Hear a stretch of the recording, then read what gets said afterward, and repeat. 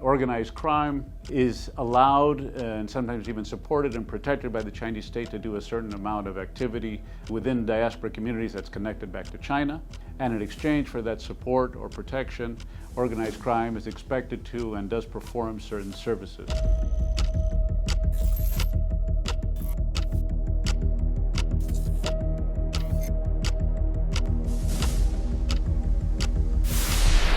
There's a long-time relationship between the Chinese state and Chinese organized crime, but it has intensified in the past several decades as the Chinese state has become more assertive and aggressive in its foreign policy, and particularly during the rule of Xi Jinping, who has really taken a sort of multi-front approach to intelligence gathering, to political influence, to espionage, to control of the diaspora, and organized crime has become an important player in that.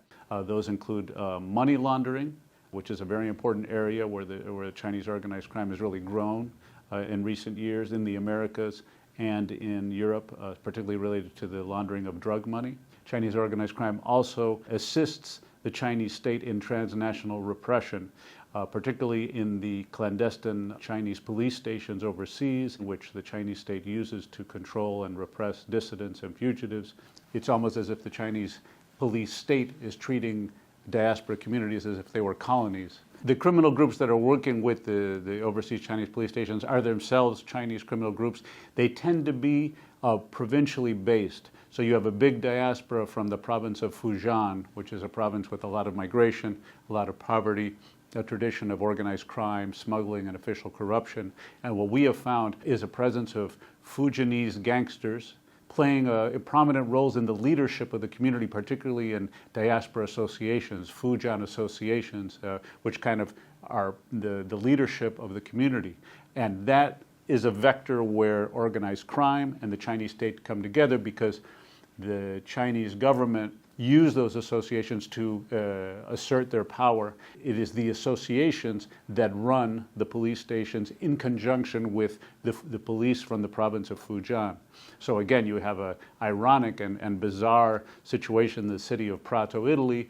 Sitting in front of the sign that announces the Fujian police station, you have an individual who is awaiting trial in Italy as being a leader of the Chinese mafia in that city. So that's the kind of odd juxtapositions you have in this confluence of these forces of organized crime in the state in these diaspora associations. The DEA is convinced that the Chinese government is involved, as are frankly many law enforcement agencies in the United States and in Europe. They're also communicating openly on WeChat, the Chinese social media and communication system, about these money laundering transactions, and not even using code, but just talking about them openly.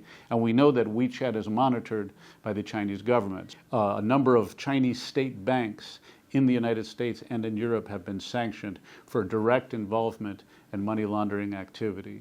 The most dramatic of those cases happened in Spain. The ICBC Bank, which opened a branch in Madrid in 2011, and for several years basically used that branch to day and night brazenly receive suitcases and trunk loads of cash from Chinese criminal groups in Spain, and through a series of very aggressive and illegal measures, launder and move that money, repatriate it back to China. The 4 top executives of the ICBC were convicted in Spain for involvement in that money laundering activity, and one of those executives was also one of the top executives at a European level for this bank. So it's very hard to believe that state officials involved in a state bank can be doing something like this without an awareness and an involvement at higher levels of the state.